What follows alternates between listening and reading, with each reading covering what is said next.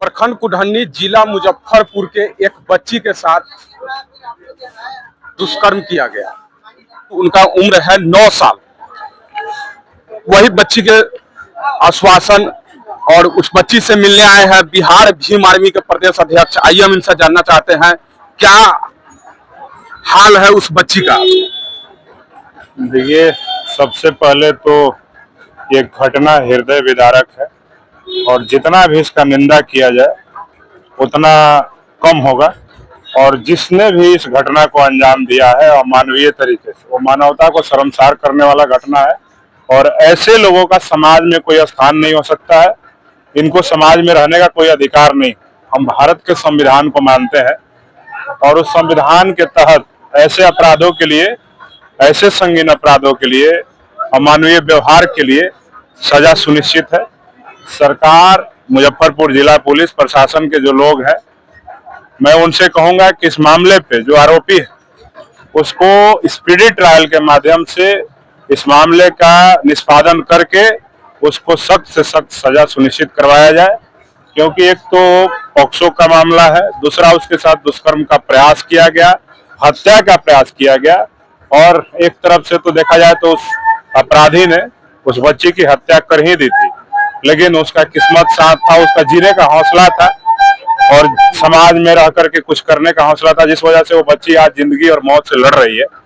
लेकिन मैं आज मुलाकात किया, मैंने देखा कि बच्ची अभी ठीक ठाक हालत में है, बोल नहीं पा रही है, लेकिन इशारा इशारा में बहुत सारी बातें कह रही है, बता रही है और हम उम्मीद करते हैं कि उसका बेहतर इलाज होगा और जल्द ठीक होकर के हम लोगों के बीच में आएगी।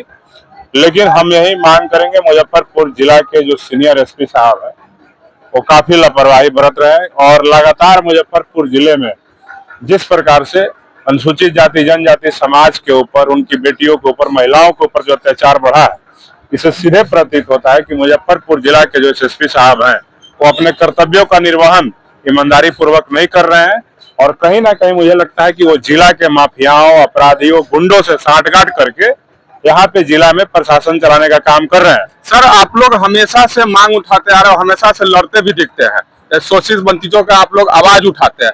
क्या इसके लिए अलग से एक कानून पास नहीं होना चाहिए?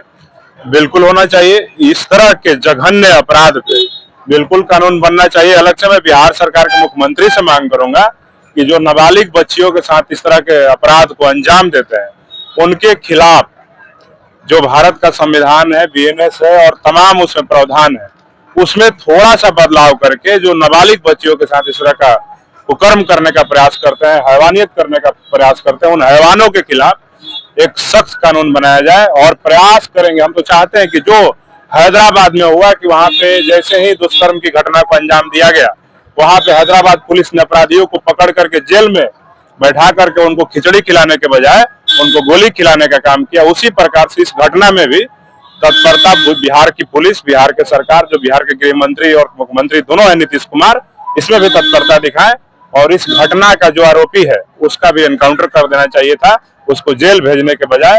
जबकि सरकार उसको जेल भेज करके उसको बचाएगी, इसमें बहुत सारी चीजें होंगी, मैनेज करने का प्रयास किया जाएगा, तमाम चीजें होंगी।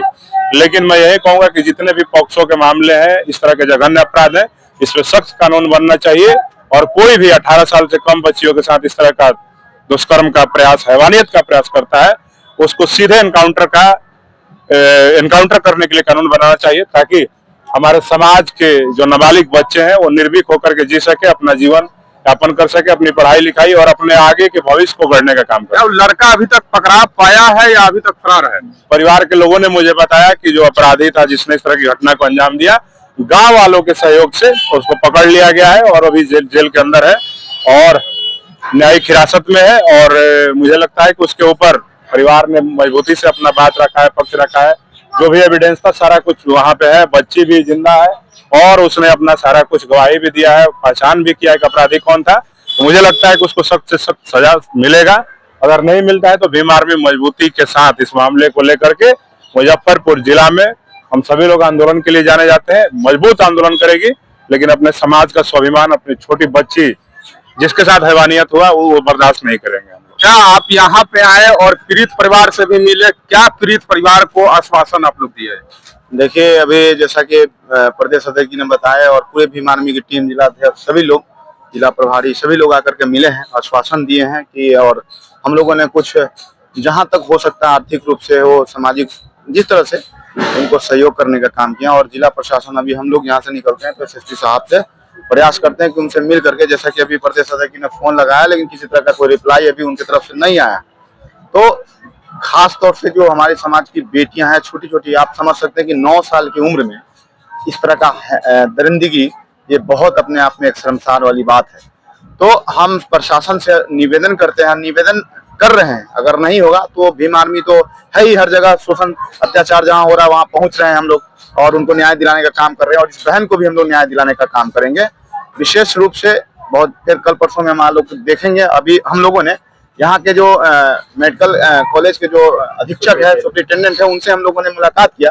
अब मुलाकात करने के बाद उनको बताया गया वस्तु स्थिति कि हम लोग संगठन से, और बहुत अच्छा रिस्पांस लिया। उन्होंने कहा कि हमने बच्ची के लिए ब्लड वगैरह वो इंतजाम कराया, प्रॉपर ट्रीटमेंट चल रहा है। जहाँ तक हम लोगों ने बच्ची से मिला तो वो भी ठीक ठाक हालात में है, और उम्मीद करते हैं प्रकृति से, बाबा साहब से, खुले से, कि वो बहुत जल्द ठीक होकर के और समाज में आए, एक मिसाल पेश करे।